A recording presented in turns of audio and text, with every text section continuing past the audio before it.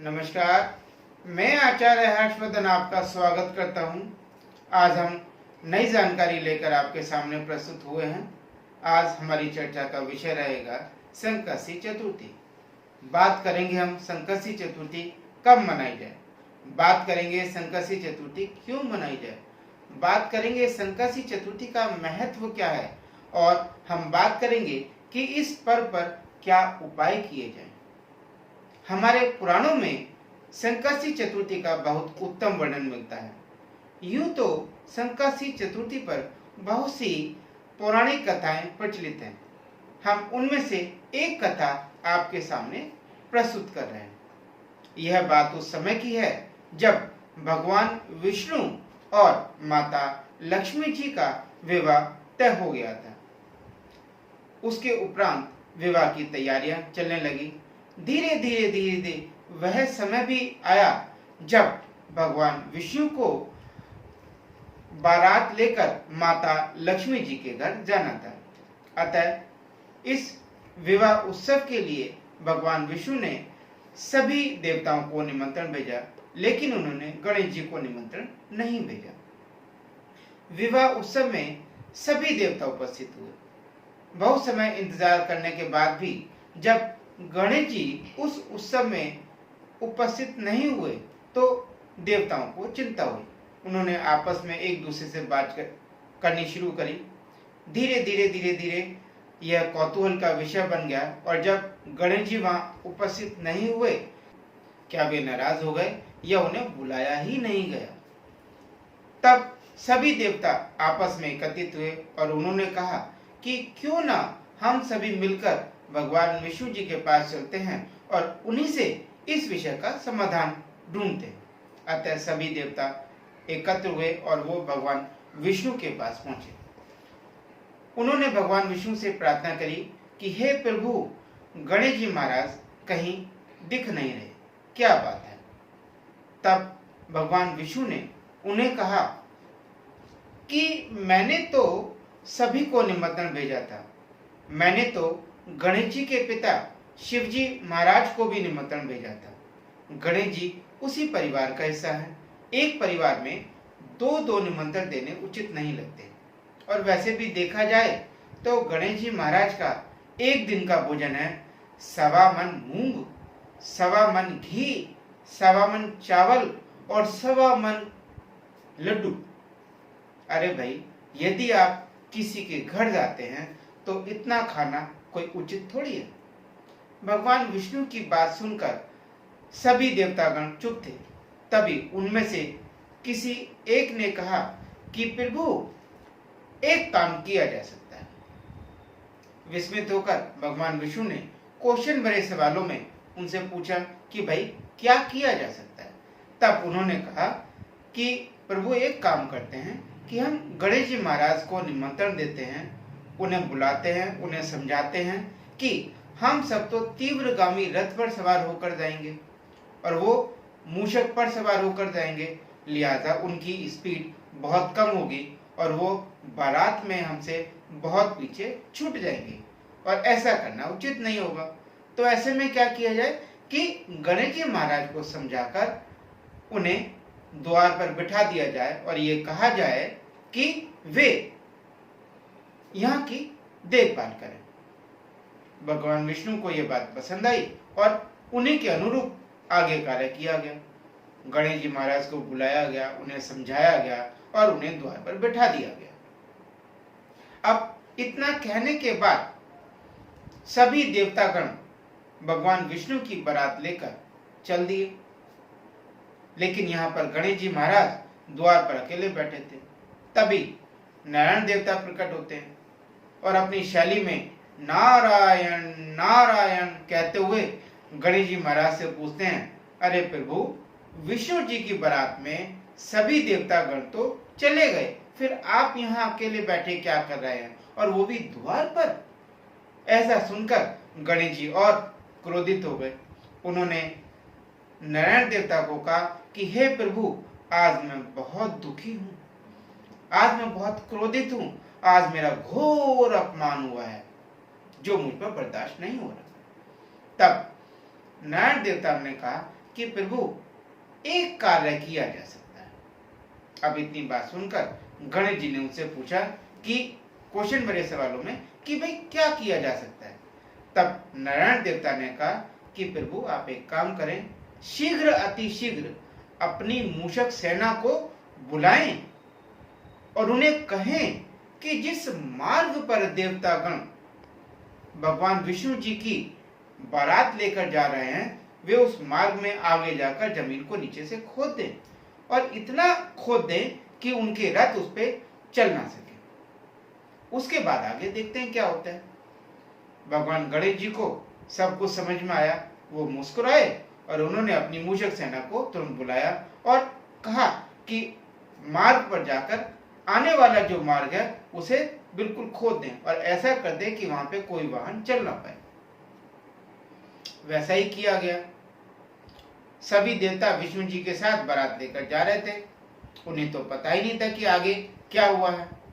धीरे धीरे धीरे उनके जो रथ है वो जमीन में बैठने शुरू हो गए। एक एक करके सभी रथ वहीं थम गए। एक समय ऐसा आया कि सभी के सभी रथ वहां पर रुक गए थे। अब किसी को समझ में नहीं आया कि क्या किया जाए। सभी परेशान थे। तब नारायण देवता वहां प्रकट हुए। उन्होंने कहा कि हे प्रभु, ये तो एक शुभ कार्य था। शुभ कार्य में इतना अमंगल होना, इतनी विघ्न बाधाएं आना अच्छी बात नहीं है। भगवान विष्णु जी की बारात में, भगवान विष्णु जी के विवाह में एक अमंगल कार्य हो रहा है, ये तो बिल्कुल भी उचित नहीं है। जब हम गणेश जी का पूजन अर्चन करते हैं तो पूजन अर्चन करने के बाद किसी भी कार्य में कोई विघ्न बाधा नहीं आती।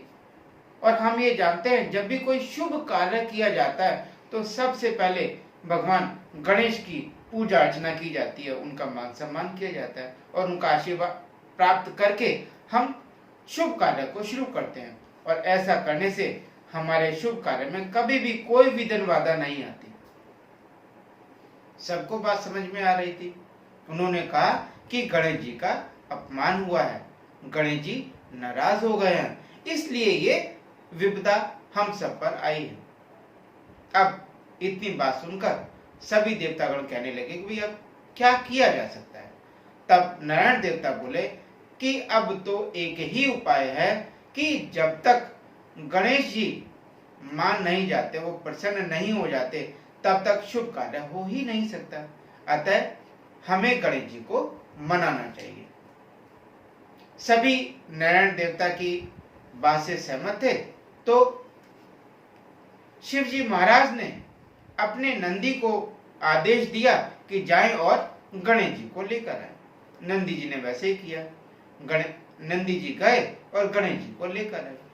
तत्पश्चात गणेश जी का मान सम्मान किया गया, उनका पूजन किया गया और प्रार्थना की गई कि हे प्रभु, हमें इस विपदा से निकालें। तब गणेश जी महाराज ने अपनी लीला दिखाई और उस परिस्थिति से, उस परेशानी से सबको बाहर निकाला। अब सभी रथ ऊपर आ चुके थे, लेकिन अब एक और समस्या खड़ी हो गई कि इस परिस्थिति में कुछ रथ ऐसे भी थे जिनके पहिए टूट फूट गए। अब क्या किया जाए? अब टूटे हुए पहियों से तो रथ आगे चल नहीं सकता। तभी उन्होंने देखा कि पास के ही एक खेत में एक व्यक्ति, एक मजदूर कार्य कर रहा था। तो उन्होंने उसे बुलाया और उससे पूछा कि क्या वो रथ के पहिए ठीक कर सकता है। तब उस व्यक्ति ने कहा, जी हाँ, मैं यह कार्य भी जानता हूं, तो मैं आपके रथ के पहिए ठीक कर दूंगा। तत्पश्चात उसने उस रथ के पहियों को ठीक किया। ठीक करने के बाद में वह व्यक्ति बोला कि प्रभु, हम तो साधारण जनमानस हैं। हम जब भी कोई शुभ कार्य करते हैं तो सर्वप्रथम गणेश जी का ध्यान करते हैं, उनका पूजन अर्चन करते हैं और उनका आशीर्वाद प्राप्त करने के पश्चात ही किसी शुभ कार्य को करते हैं। आप तो देवता गण हैं, लगता है गणेश जी नाराज हो गए, तभी ये कार्य रुक गया, तभी आपके इस कार्य में विघ्न बाधा आई है, वरना ऐसा नहीं होता। अब तो एक ही उपाय है कि गणेश जी की जय बोले और फिर आप आगे चले। उम्मीद है गणेश जी के आशीर्वाद से आगे कोई परेशानी नहीं आएगी। तब सभी ने गणेश जी की जय बोली और उसके बाद में सभी खुशी खुशी विष्णु जी की बारात लेकर माता लक्ष्मी जी के यहाँ पहुंच गए। वहां पहुंचने के पश्चात विष्णु जी माता लक्ष्मी जी का विवाह संपन्न हुआ। उसके बाद में सभी सांस्कृतिक कार्यक्रम हुए और सभी देवता अपने अपने स्थान को प्रस्थान हुए। तभी से यह पर्व मनाया जाता है, क्योंकि वहां पर विघ्न आया, परेशानियां आई और गणेश जी के आशीर्वाद से उन परेशानियों से बाहर आए। तब से यह पर्व संकासी चतुर्थी के रूप में मनाया जाता है। हम ये जानते हैं कि संकासी चतुर्थी भगवान गणेश जी को अर्पित है। इस दिन भगवान गणेश जी का पूजन अर्चन किया जाता है। अब सवाल यह उठता है कि इस दिन हम क्या करें, हम पूजन करें तो कैसे करें। संकष्टी चतुर्थी के दिन सभी माताओं बहनों को प्रातः काल उठना चाहिए, स्नान करना चाहिए। स्नान करके स्वच्छ साफ सुथरे कपड़े धारण करने चाहिए। तत्पश्चात मंदिर की सफाई करनी चाहिए। मंदिर में गणेश जी की मूर्ति या प्रतिमा स्थापित करनी चाहिए। यदि आप चाहें तो एक लकड़ी की चौकी लेकर उसके ऊपर एक पीला वस्त्र बिछा लें जो बिल्कुल साफ सुथरा होना चाहिए। उसके ऊपर गणेश जी की प्रतिमा स्थापित करें, या आप चाहें तो उनकी मूर्ति या फोटो जो भी उपस्थित है वो वहां पर स्थापित करें और उनका पंच पूजन करें। धूप, दीप, घी, पुष्प के द्वारा उनका पूजन करें, दीप प्रज्वलित करें, उनसे प्रार्थना करें, गणेश जी की आरती करें। संध्या के समय चंद्र उदय होने से पहले संकष्टी चतुर्थी कथा का पाठ करें, गणेश जी का पूजन करें और उनकी आरती करें। तत्पश्चात चंद्रमा को अर्घ्य दें, जल अर्पण करें, तब जाकर आप अपना व्रत खोल सकते हैं और उसके बाद आपका व्रत पूर्ण हो जाता है। अब सवाल यह उठता है कि इस दिन हमें कुछ बातों का ध्यान भी रखना चाहिए। कुछ बातें भूल कर भी हमें नहीं करनी चाहिए। जैसे इस दिन हमें सुबह स्नान करके ही पूजा अर्चना करनी चाहिए। हम पूजा अर्चना कर रहे हैं या व्रत कर रहे हैं तो हमें स्वच्छ कपड़े धारण करने चाहिए।